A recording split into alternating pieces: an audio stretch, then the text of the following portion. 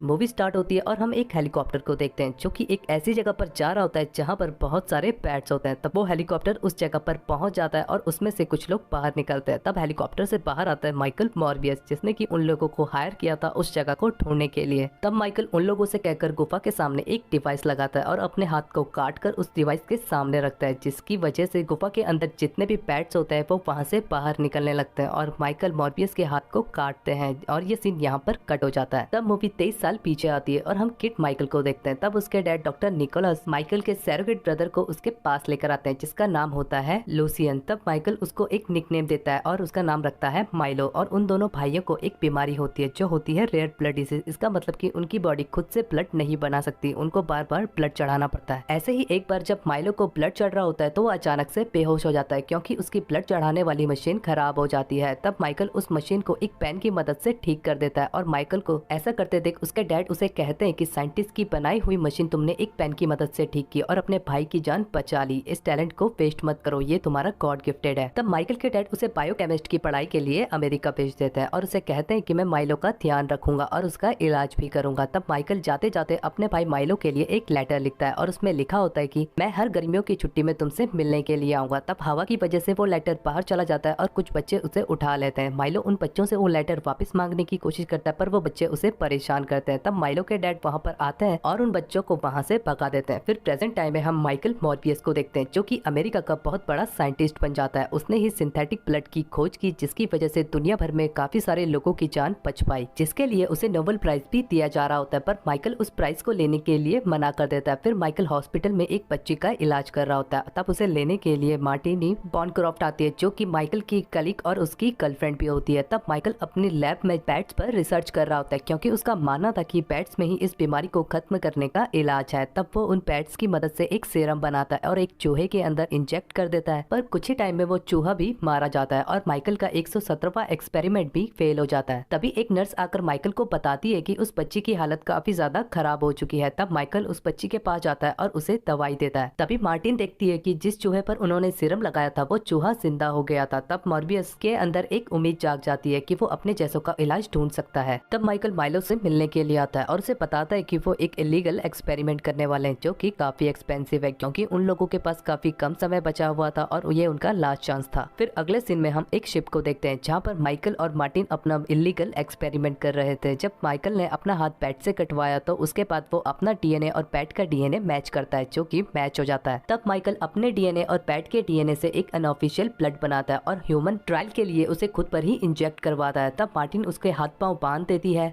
तब माइकल की बॉडी में उस चीज का रिएक्शन होने लग जाता है और माइकल ने जिन लोगों को हायर किया था उनमें से एक उनकी लैब में आ जाता है। मार्टिन देखते हैं कि माइकल अपनी जगह पर नहीं है। माइकल को जब वो देखती है तो वो एक वैम्पायर की तरह दिख रहा था। ये देखकर वो आदमी डर जाता है और माइकल पर गोलियां चलाने लग जाता है और माइकल उस आदमी को मार देता है और उसका खून पीने लग जाता है। गोलियों की आवाज सुनकर बाकी के लोग भी वहाँ पर आते हैं और माइकल पर गोलियां चलाने लग जाते हैं। इस हादसे में मार्टिन बेहोश हो जाती है। ये देखकर माइकल लैब दौड़कर बाहर आ जाता है और उन लोगों को एक एक करके मार रहा होता है क्योंकि उसके अंदर पैट्स की पावर्स आ जाती है और वो पैट्स की तरह ही दिख रहा था। माइकल अपने कंट्रोल में नहीं होता और एक एक करके उन लोगों को मार देता है और माइकल को जब सुबह होश आता है तो वो देखता है कि चारों तरफ लाशें हैं और उसके मुंह पर ब्लड भी लगा हुआ होता है। माइकल देखता है कि वो चल पा रहा है और उसके मसल्स भी ग्रोथ हो गए थे। तब वो अंदर जाकर देखता है तो मार्टिन बेहोश होती है और वो माइकल देखता है कि ये सब कैसे हुआ। ये जानने के लिए जब वो सीसीटीवी देखता है तो वो देखता है कि उसने ही उन सभी को मार दिया है। तब वो सीसीटीवी को डिलीट कर देता है। तब वो बोट किनारे पर पहुंच जाती है और पुलिस जब वहां पर आती है तो उन्हें उसमें 8 लाशें मिलती है और उन्हें सिर्फ मार्टिन बॉनक्रॉफ्ट ही जिंदा मिलती है। तब एफबीआई के 2 एजेंट स्कॉट और रॉड्री इस केस को हैंडल करते हैं। फिर मॉर्बियस हॉस्पिटल में मार्टिन को देखने के लिए आता है। फिर वो अपनी लैब में जाता है और उसके पांव लड़खड़ाने लगते हैं। फिर वो लैब में अनऑफिशियल ब्लड पी लेता है। अब वो इस चीज पर रिसर्च कर रहा होता है कि जब से उसने उस सीरम को अपनी बॉडी में इंजेक्ट किया है उसके बाद से वो पैट जैसे उसके अंदर पावर आ गई है, जैसे कि पैट रेडार और एकोलोकेशन और पेट्स को कंट्रोल करना, जिससे वो एक सुपर ह्यूमन बन गया। पर वो ये ताकत टेम्परेरी है और उसे जिंदा रहने के लिए ह्यूमन ब्लड की जरूरत पड़ती है जो कि हर 6 घंटे में उसे लेना पड़ता है, नहीं तो वो मर जाएगा। तब वो खुद को एक जगह जगह पर बंद कर लेता है और उसकी हालत खराब होने लग जाती है। तब माइलो उससे मिलने के लिए उसके लैब में आता है। वो देखता है कि माइकल की हालत काफी ज्यादा खराब हो रही है। तब माइकल उसे ब्लड लाने के लिए कहता है और माइलो उसे ब्लड ला कर देता है और माइकल उस ब्लड को पीकर फिर से ठीक हो जाता है। माइलो ये देखकर हैरान हो जाता है कि माइकल ठीक हो गया और वो उससे जिद करता है कि वो उसे भी वो सीरम दे जिसकी वजह से वो ठीक हुआ है, पर माइकल उसे वो सीरम नहीं देता। ये एक श्राप है। माइलो फिर भी नहीं मानता। तब माइकल उसे लैब से बाहर भगा देता है। फिर हम एक नर्स को देखते हैं और माइकल जैसा एक और वैम्पायर उस पर हमला कर देता है और उसका खून पीकर उसे मार देता है। ये सुनकर माइकल जब बाहर आता है तो वो देखता है कि FBI उसे पूछताछ करने के लिए आ रही है। तब वो ब्लड लेकर वहाँ से निकल रहा होता है। तभी स्कॉट और रॉड्री उसे गेट पर ही पकड़ लेते हैं और उसे पूछताछ करने के लिए अरेस्ट कर रहे होते हैं। तब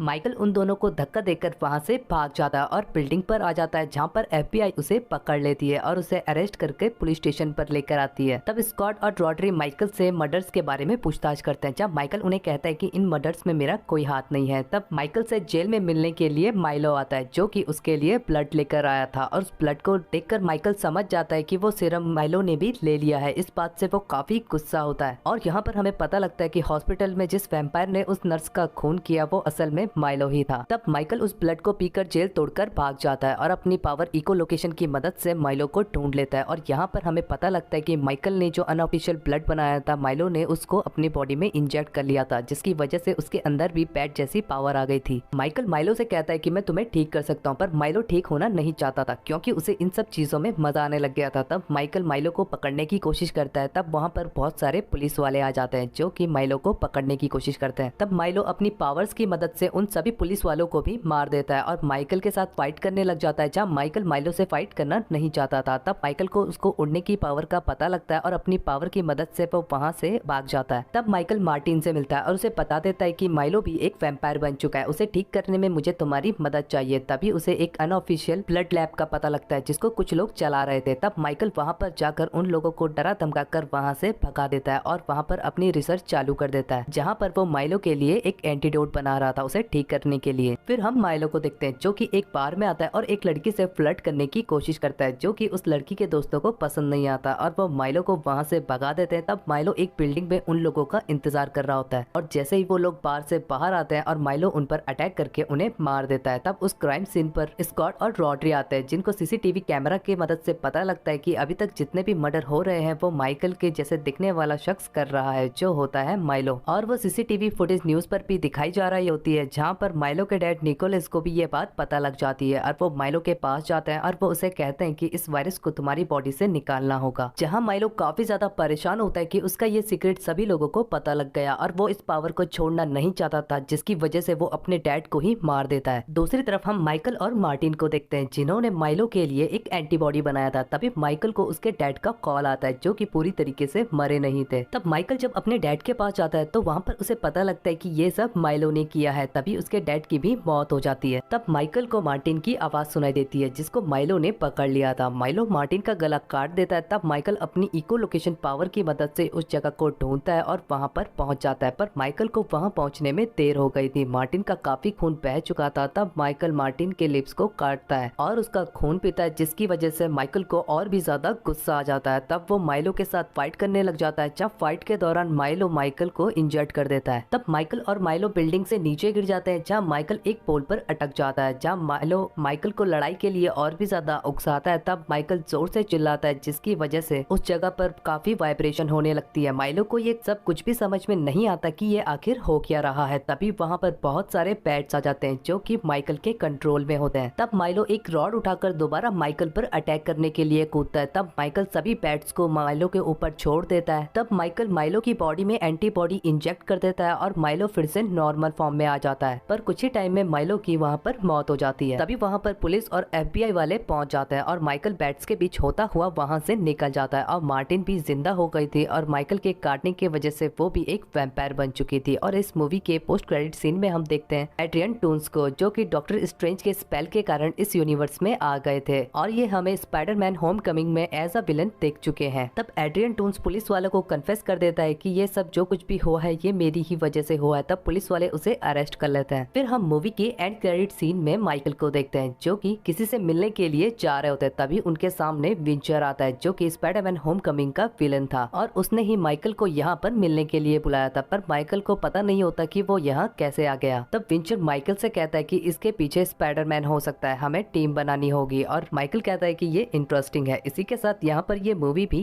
एंड